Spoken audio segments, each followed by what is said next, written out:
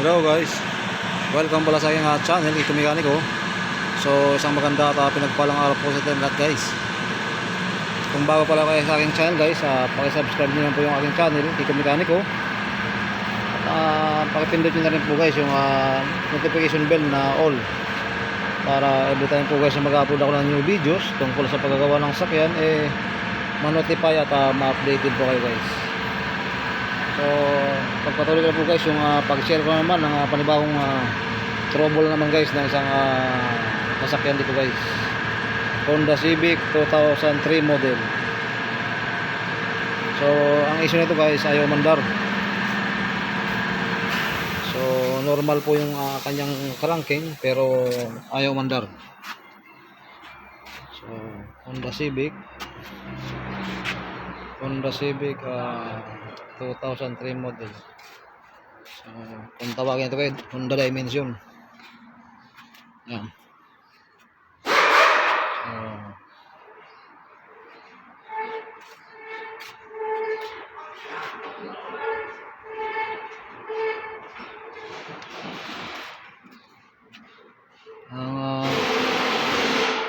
Tulad nga po nabanggit ko guys, ang issue nito ay normal cranking pero ayaw mandar. Ayan. 2003 model na Honda Civic. So actually guys, tingnan ko po siya sa scanner guys. Wala namang trouble code na lumalabas sa scanner. So ang ginawa ko po guys, chinek ko muna kung merong pundi ng mga fuses. So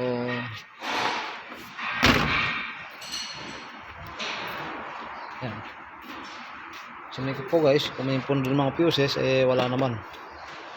So para mag-troubleshoot tayo guys, pagka ang isang sasakyan pag hindi na andar, una po natin guys titingnan yung fuses. Yan, fuses kung may pundi. So kompleto naman guys yung fuses, wala namang pundi.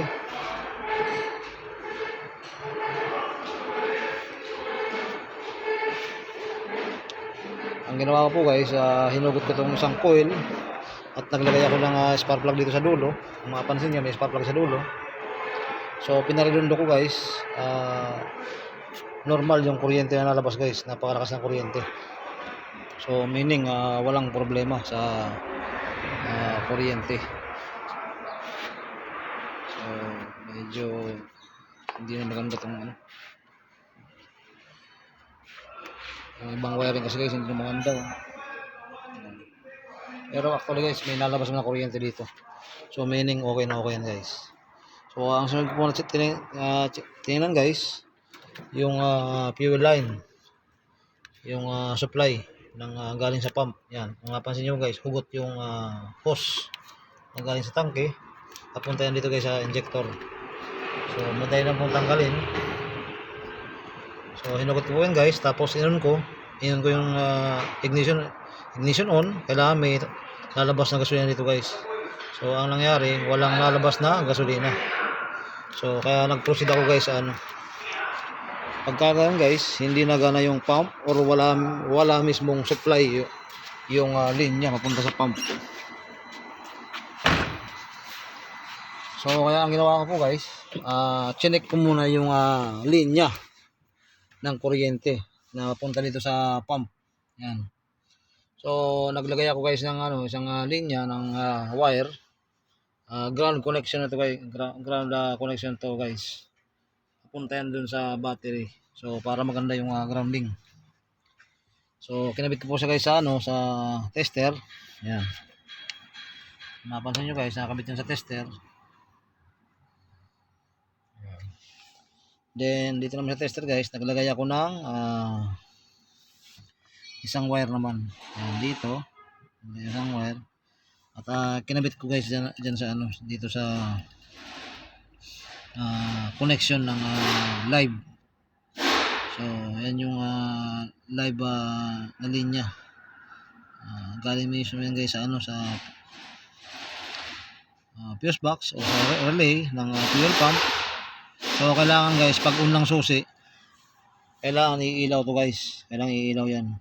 So meaning may kuryente galing sa relay o sa fuse. So pagka hindi umilaw guys, ang problema itong linya na yan. So yung galing sa fuse or relay, yun ang may problema. So susubukan ko guys na ano, na i-on susi. Kailangan iilaw po to guys kung buo yung linya dito. Itong linya dito na galing sa relay or sa fuse box, kailangan na umilaw to, ibig sabihin buo itong linya dito. So susubukan ko guys na i-on yung ano, ignition switch on.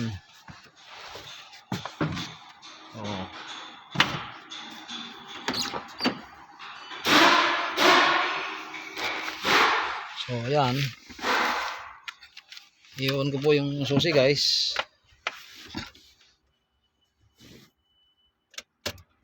Yun, umilaw. So normal po yan guys na pag naka-on yung susi, yan, pag normal yung kuryente supply or buo yung linya, iilaw yan.